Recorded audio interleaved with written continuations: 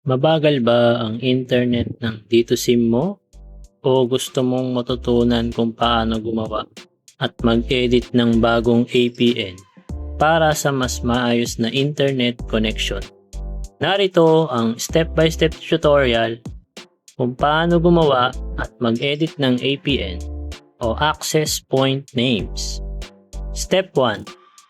Buksan ang settings. Pumunta sa SIM cards and mobile networks. Step 2. Piliin ang SIM card na gusto mong gawan ng bagong APN. Step 3. Itap ang Access Point Names APN. Step 4. Itap ang plus sign or add a new APN.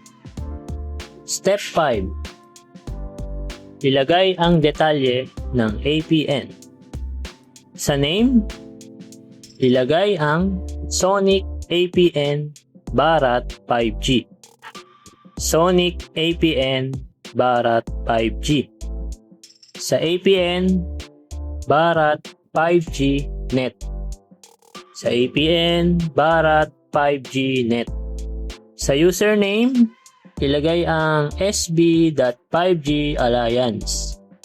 Sa username, ilagay ang sb.5G Alliance. Sa server naman, ilagay ang 74.125.169.0.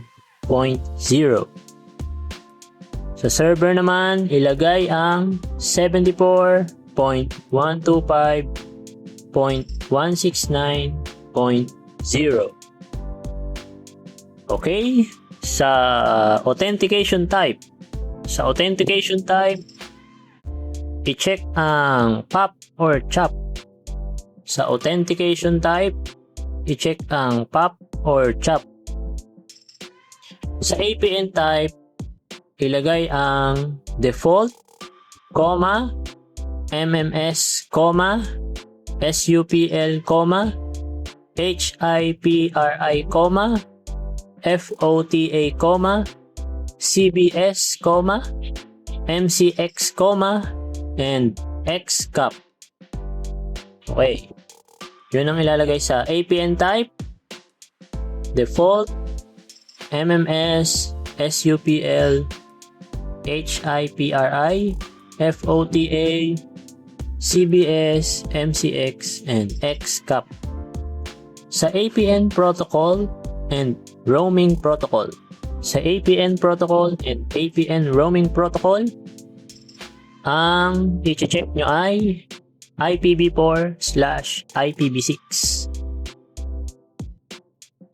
Sa bearer naman, ang i-check nyo ay LTE from LTE to IS95A.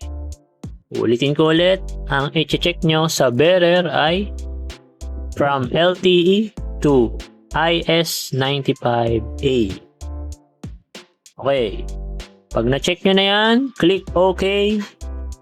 Then, tumak tayo sa step 6. Sa step 6, itap nyo ang more, tapos i-save. Okay? At sa panghuling step, step 7, piliin o i-check ang bagong APN para ito ay maging active. At pagkatapos mong piliin ang bagong APN, i-on mo muna ang airplane mode ng iyong phone sa loob ng 5 hanggang 10 segundo. At pagkatapos ay i-turn off ito. Ginagawa ito para ma-refresh ang signal ng iyong phone at mag-connect sa bagong APN na ginawa mo. Okay, mahalagang paalala, hindi garantiya na lalakas agad ang signal ng iyong mobile data dahil nakadepende pa rin ito sa iyong lokasyon, sa panahon at sa iyong device. Kung nakatulong ang video na ito, huwag kalimutang i-like, i-share at i-follow. I-follow mo ako para mas marami pang tech tips, tutorials, at mga kapaki-pakinabang na impormasyon.